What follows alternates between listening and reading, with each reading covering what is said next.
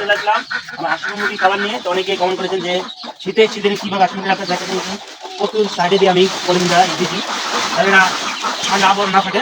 তাই দেখে কীভাবে মুরগি লালন করি আপনারা দেখতেছেন। এখানে আমি গতকালকে এখানে যে এই সিস্টেমটি করেছি নিজের হাতে, আপনারা দেখতেছেন যে আমি যে সিস্টেমটা করি অবশ্যই এইভাবে আলাদা আলাদা করে মুরগি রাখার চেষ্টা করবো। আর দেখতেছেন এখানে শীতের কারণে রাখি আমি আসলে এই রে দুঃখ কিছু করে রেখেছি আমার যে বাচ্চাগুলো এখানে একটা মানে মারা গেছে।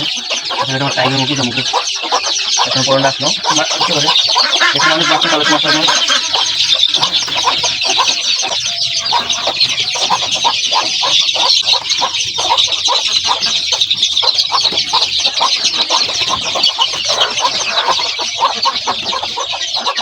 দেখতে থাকেন। এখানে আপনি ছোট করে না, আর আপনার যদি বাচ্চা অবশ্যই চিনা আছে এবং দেশি হাঁসের বাচ্চা নিতে পারেন।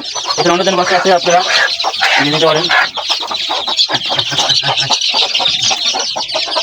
খুবই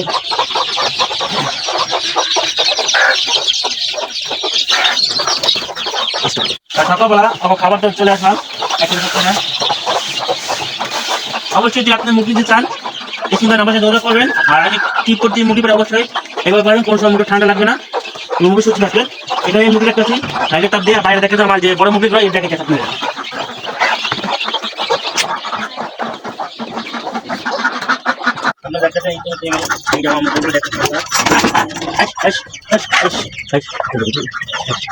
আপনারা এখানে খুব মুরগি আর এই যে আরো মুরগি আছে, এখানে অনেক ধরনের মুরগি আছে।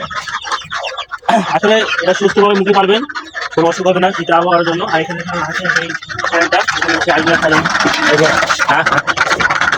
মাশাআল্লাহ মাশাআল্লাহ